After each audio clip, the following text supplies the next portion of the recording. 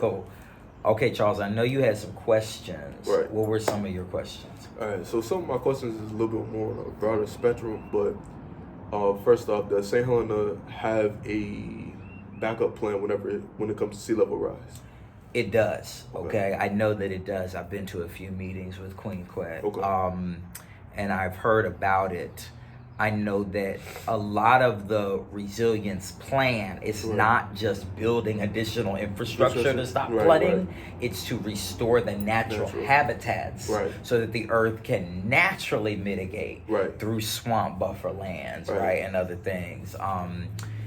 Okay, so mangrove trees and natural barriers. Go ahead. So on par with that, would there be a managed retreat? So to kind of lead off from the development that's built around the marshland or even on like the coastal line, whenever it comes on like that beach line, is there a managed retreat in order to help restore it? Or is it just going to be a manual restorement on top of while everybody's living? I think it's a statewide measure. Okay. I don't know it exactly. Okay. I just know it exists because I remember hearing it and asking about beachfront. Okay. So let's look that up. Let's add that to the research that you're doing. Gotcha. Because I think that's very interesting. But it's good to know whether it's a living plan or it's going to be like everybody move off and they do some major stuff. Are they dredging? Like what are they doing to keep the sea.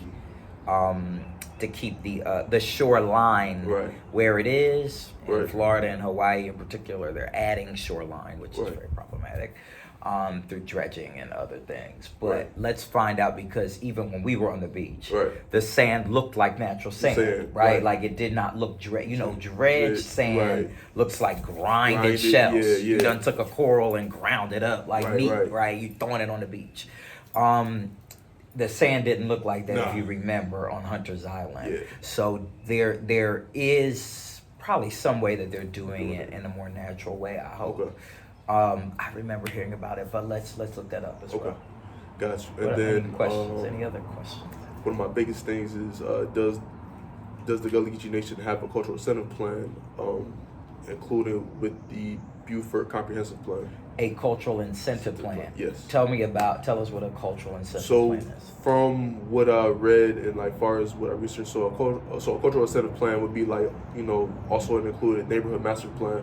It's a little bit different, but the cultural incentive plan is basically being able to go with the comprehensive plan that the city already has. When the comprehensive plan is already made, is basically of how the city or town is going to look like in the next 10 years or next decade.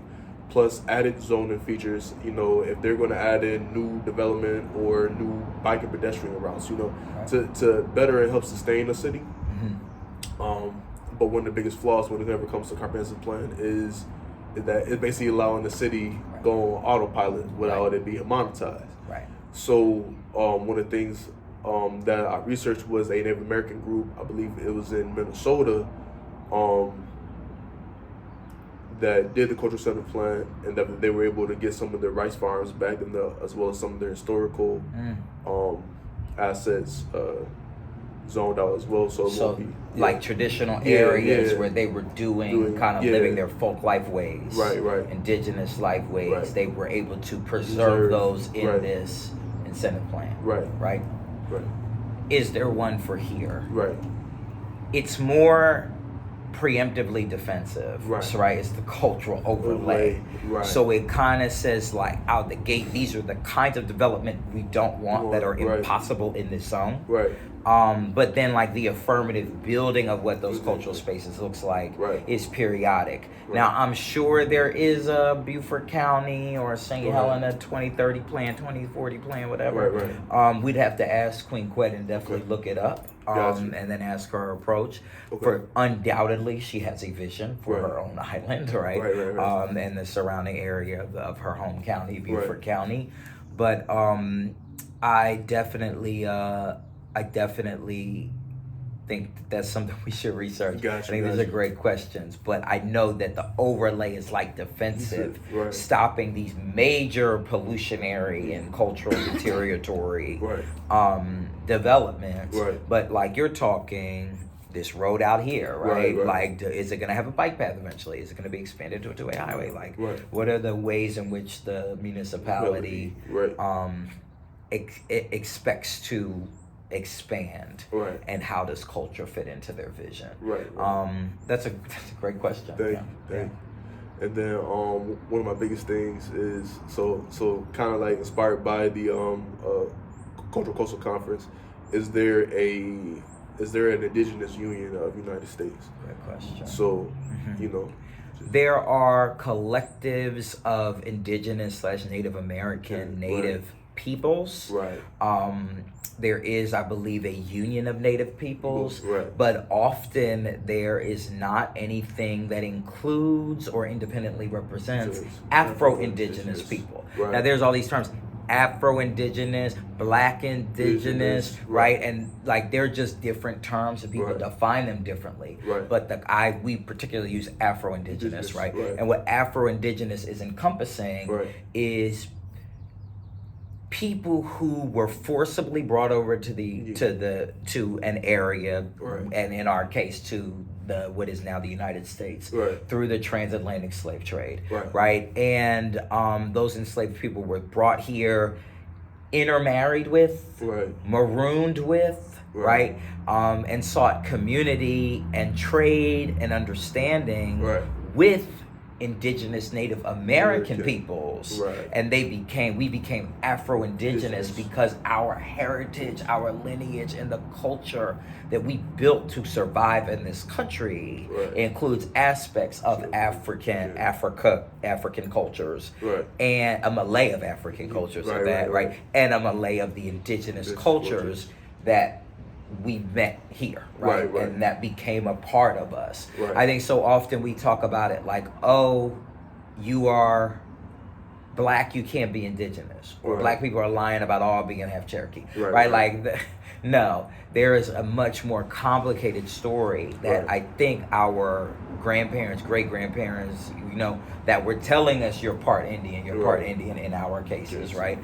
That's not just something made up to be anti-Black or to be less Black. That's a reality about marronage, right? About peoples who were being oppressed and annihilated, and seeing that the future and a community of belonging could only happen with each other. I'm on my soapbox, Charles, okay? Because I really think that blueprint of the past that gave birth to Afro-Indigenous cultures is a blueprint of the future, that we have to think about folk life ways, folk ways, in general. And oftentimes we grew up with an environment. We were forced to cultivate the environment.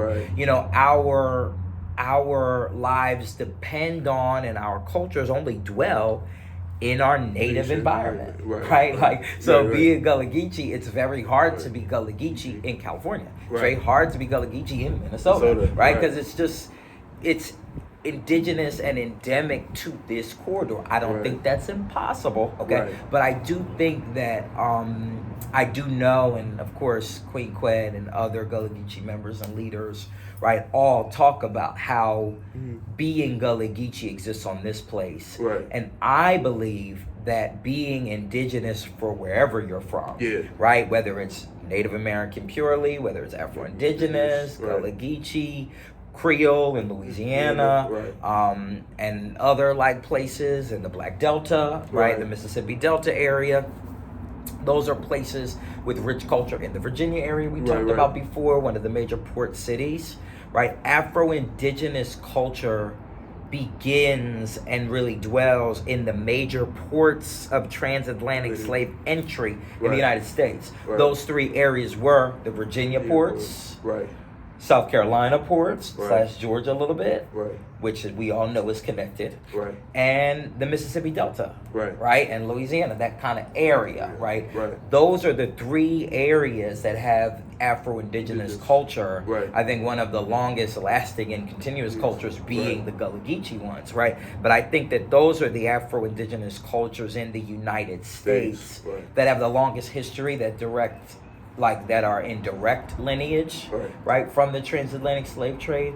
And my vision, as you know, because we talked about a whole bunch, my vision is that that there be a network of indigeneity, of indigenous cultures that band together. Again, we were the ones that were forcibly, working on land.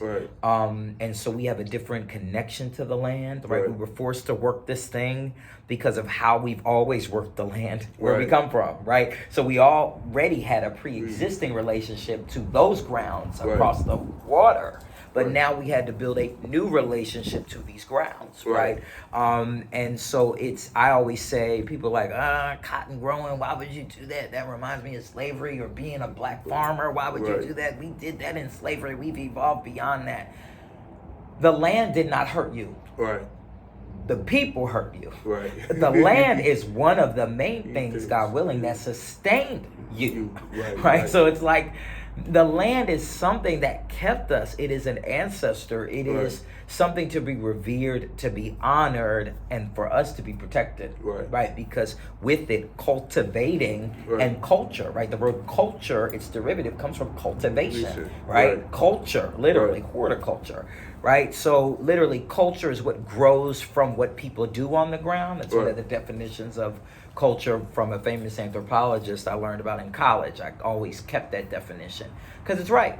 I mean, we so far have not inhabited space and created a space culture, right? Our culture is invented on the ground, on Earth, right? So it's really our relationship to the environment that defines our culture. This is a very long answer. I'm clearly very passionate about this, but I really would love to see a partnership with Afro-Indigenous people, indigenous people throughout the Americas, Latinx people, who have both African, European, and indigenous ancestry, as well as Pacific Islanders we've been talking a lot about, whose histories of colonization are also very brutal, as well as, of course, in Africa, Africa, Southeast Asia, I'm particularly very interested in. I spend a lot of my time researching a lot about Southeast Asia, So I would love for these entities, these indigenous cultures of the global South, to band together and to help sustain lifeways of the past, because our ancestors in the past, for thousands of years, weathered their own climate changes.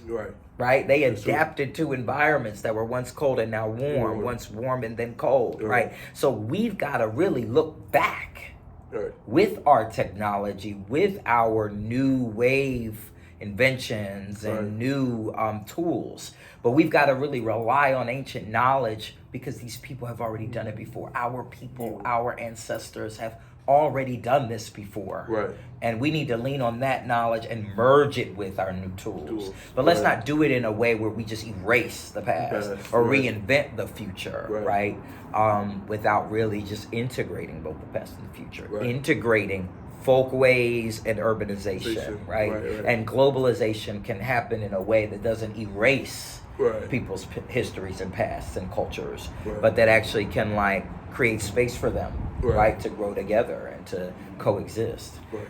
Clearly, I'm very passionate about this, as you know, as our Goldwater IMPACT Fellow. So I'm hoping to grow something where I can help fund all communities, including our Afro-Indigenous communities, at once. It doesn't have to be this food fight of no, we're raising money now, you're next, or bleeding people dry. There are ways that we can raise money, and we can be the tide that rises all boats. And I really am very particularly passionate about getting resources. These grant applications are ridiculous. I mean, they just take so much. You got to hire a grant writer to write a grant, but you're applying for grants because you're an organization that needs money in the first place. What sense does this make? And I just would love to completely reimagine folk lifeway philanthropy. They did not just center on art, that people make and then sell out of their community, for money. Because folkways, often people disproportionately think about art, because that's the piece of that culture they can take home, and brag about it at their cocktail party. But what are the ways that we can sustain the lifeways, the folkways of people. That means sustaining their livelihoods. Right. If they live in a place and have lived in a place for hundreds and thousands of years, right? How can we fund their staying in place, right? How can we help preserve the cultural overlay, pun intended, of that place, right? That don't mean you can't move in and other people can't move in, but you got to move in and grow with and into a culture. Yeah. Not come and change it or delete it, right? Or remove it, or exterminate it, right? And I think that I'm really thinking about wholesale answers to these funding problems, and not just this little grant, that little grant, even like 10 million, 20 million, $100 million.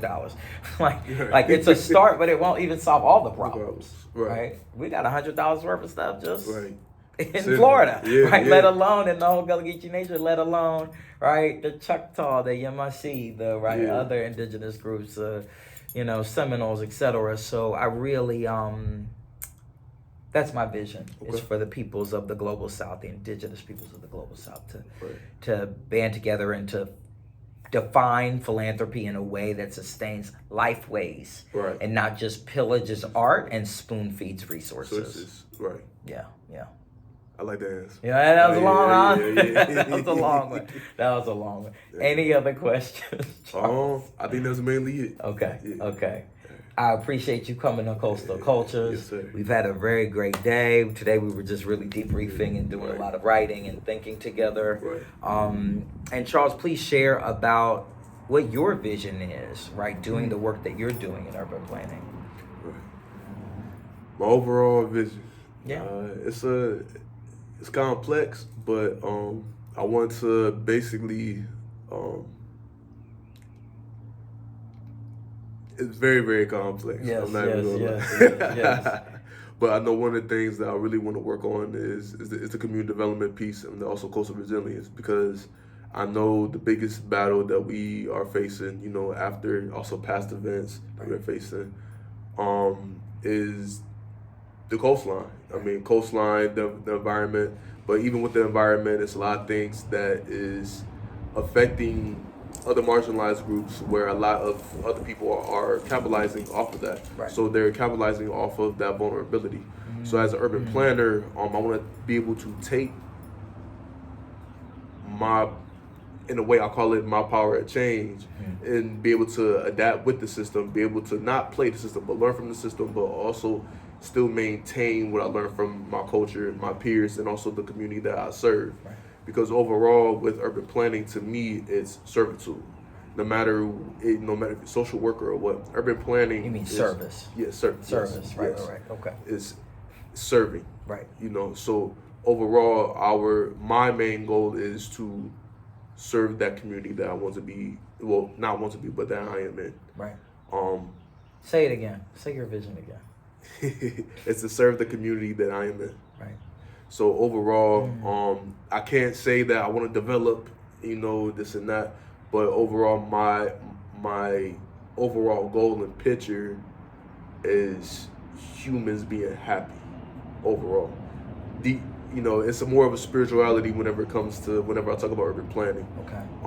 So overall, when I speak about the Gullah Geechee Nation, my culture, I want to preserve. I want to sustain. No matter if it's rural or urban, I want to help grow. Not grow in development, not grow and not just profit, but grow to make it more not only just livable, but also, grow to make sure our legacy is still here. Because overall, too, with a lot of things, as far as with development, a lot of things as far as economics. One thing that a lot of people forget is the depletion of people, the depletion of the environment, the depletion of a culture, the depletion of great minds. So in ways with urban planning is that you could be able to promote, but also sustain those minds, those assets, those visions, especially from the way I grew up, I can't say that I can end all evils but I can help those communities develop. Like one of my major goals is, depending on whenever I go back home, I want to help young Black people, especially in my neighborhood, especially in the East Side neighborhood in Buffalo. even though Buffalo will always be gentrified in a way, because of development, because of politics as well. But there is ways where we can help inner city still prosper. You necessarily can't get rid of everything because that's a whole nother layer, a whole nother topic. Right. But if we could focus on the design aspect of how we build, on how we grow, if we could add in mainly one of the biggest things that Queen Quet, and if that also you taught me the difference between community outreach and community engagement. Yes. If we could take community engagement, and communal ownership of things, especially neighborhood or even Afro-Indigenous land, that's how we could prosper. Right. So overall, that's my mindset. Excellent. Excellent. If I was doing a master's in real estate development, I think developing land and this and that. Right. But right about now, it's overall serving my community. That's right. That's right. I think I know we were talking earlier about your forthcoming project. And I think that one of the things I was urging you to think about is Gullah Geechee culture in urbanizing spaces. Right. Because again, and I mentioned Jacksonville, which is near me, our native home. Right. Charleston. Right. Even North Charleston, but the whole Charleston area. Right. And Savannah. Right. These are urban centers, some of the largest urban areas, right. even like Wilmington, North Carolina, right. That is in the Gullah Geechee Nation, that they're not rural. Like, I think we disproportionately kind of talk about rural because that's where we're from and that's where our farmland was and that's where we were enslaved at one time. Right. But like people moved to cities or cities were built up on formerly rural places, right? Yeah. And so it's like, okay, well, the people are still here. Yeah. They're still practicing the culture and they're still on the land. It's just the land looks different. Yeah. So how can we maintain Gullah Geechee culture when the land and the landscape looks different, right? And I think that's a really cool research gap, that I hope that you will actually take up and help work on right now. I want to support you in because it's like Gullah Geechee people in urban cities, there might be ways, as I told you, circles are endemic to us. We do everything in a circle, in a cipher throughout the African continent, even indigenous groups, circles and ciphers matter, But urban planning in a Eurocentric fashion is line streets, checkered boxes, easy to navigate. But it's not necessarily built for community. Okay, so as we were talking about earlier, in urban centers that already might be checkered up, we can reimagine a circle in a different way. So it may not be literally building in a circle because that, quote unquote, to some measures is a waste of land, or not good use of all land space. But it still might be a way that you can zone an area, a 5, 8, 10, 20 block radius. And be able to reimagine what goes on. And how you can even build a cultural center in the middle that people have to come to, even in their boxes, but it really looks like a circle. Essentially it's still a circle, but you're just using the landscape that is to reimagine a cultural circle. It's just an example, of what I was thinking of and imagining of reimagining urban space where Gullah and other indigenous people live in. It kind of reminds me, also the project that I got coming up that's due next week. But it's for my site analysis class for placemaking over at Clemson, and our teacher had gave us an exercise basically of especially in Greenville, he gave us a city, not city boundary, a development boundary of a grocery store. So we taken that boundary between that grocery store, the parking lot, and as well as any form of a residential area that's in that zoning. So we are taking that and just repositioning different things. So in ways we're not making waste of the land because already adapted. We don't want to waste land. So already too, if we have residential, commercial, and any form of mixed use that's in that boundary, we could be able to place it that could fit also the economic value to a community, but also help the community prosper. That's right. And that way, it still fits in with the criteria in order to keep that community growing. It still meets the needs. Still makes it livable and more resilient. So in a way, it kind of does remind me of that project. Yeah. I bet it does. As the time ticks before next week. I know. But no, I think that's excellent, Charles. Right, and like even the term placemaking, I really like those kind of like neologisms, those words. And the main whole thing with placemaking is that it's also the term from the one other project that I was working on for the urban design competition for Hyderabad, India. They spoke on placemaking, not development, not adding new assets and stuff like that. It's placemaking. Right. So it's basically taking what's already there, maybe adding a little revitalization overlays, stuff like that. But it's taking what's already there and making it more sustainable to the modern times, to what meet a need. Right. For example, one of the projects in that competition was focusing on how to revitalize an alleyway. Some ways, we in the urban planner mind, Western urban planner mind, we think of development. We think of just adding something, But what was added, especially one of the things that the alleyway faced was, there was no sitting area for children. There was no water irrigation. So it took the simplest things of just digging out little outlines between the alleyway, adding some tubing for stormwater, and then adding sitting steps around that alleyway. Then after that, adding color, adding artwork, adding So I was even thinking about windows. Yeah. Like the thing about an alley is it's between two buildings and there are almost no windows. Yeah. Right? Right. And it was an alleyway that was downhill. So already with the material that they lay down on that ground in order for people to walk, stuff like that, it makes it even more worse for storm water, stuff like that. So they allowed, it was cost effective, it wasn't expensive, it wasn't redeveloping, it was being able to add the term placemaking for the space. It's giving what is already had. So when we talk about an urban setting, we can center it around a piece of Gullah history. Well, my bad. Gullah Geechee history. Right. Then add pieces around it to make it more sustainable, and then also promote the culture and keep it growing. That's right.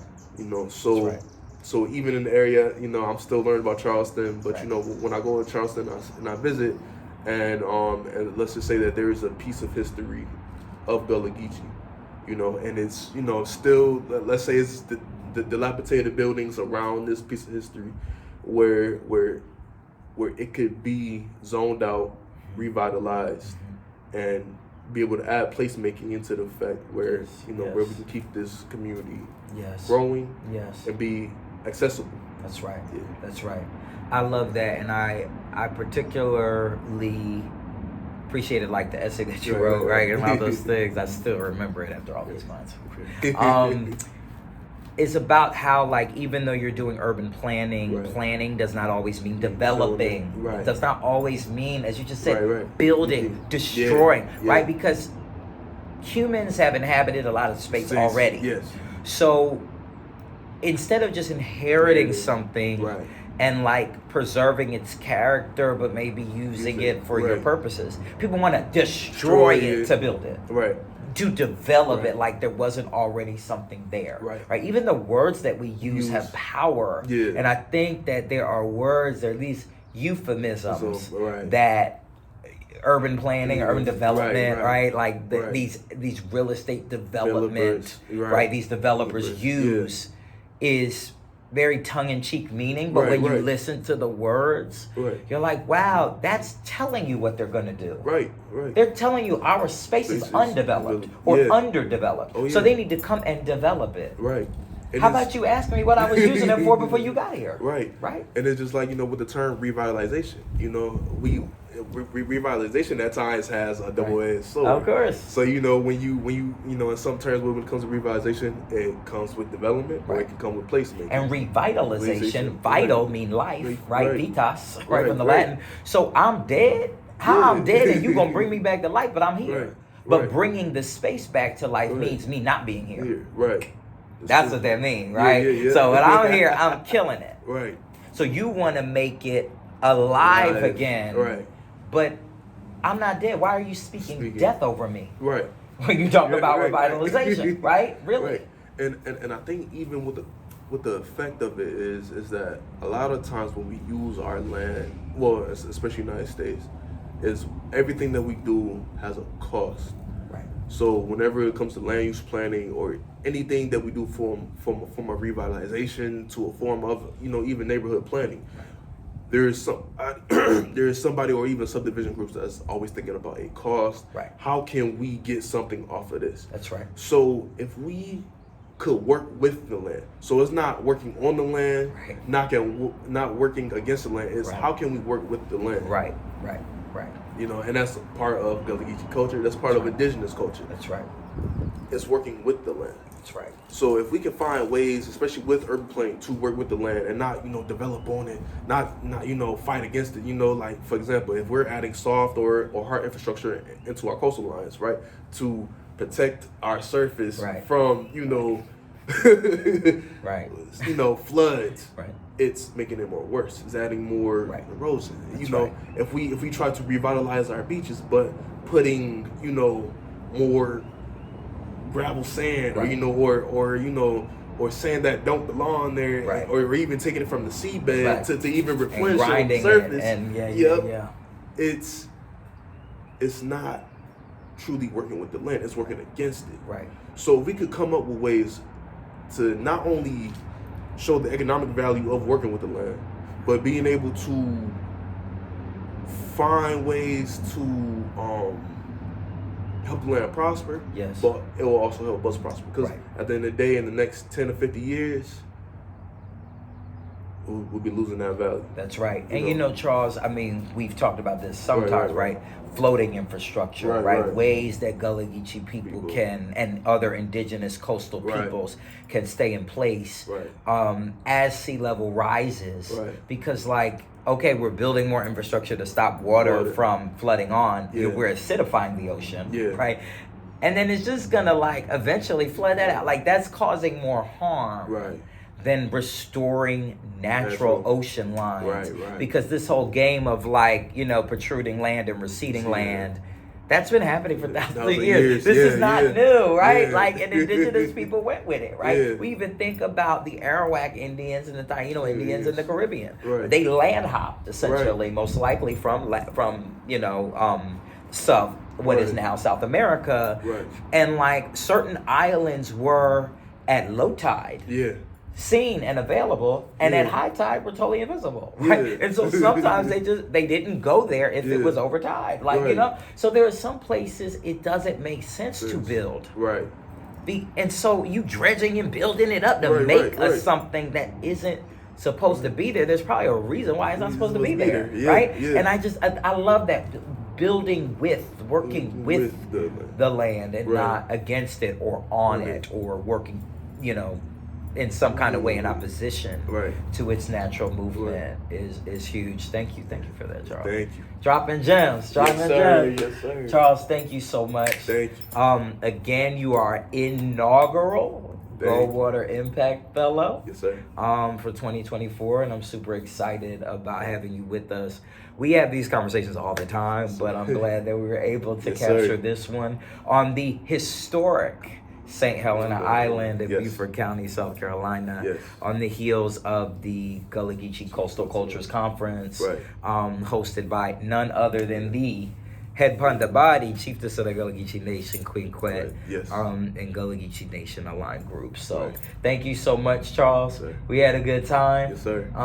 And we got more to go. Yes, sir. Thank you. See you, Charles. See you. You be safe getting back home, okay? Thank you.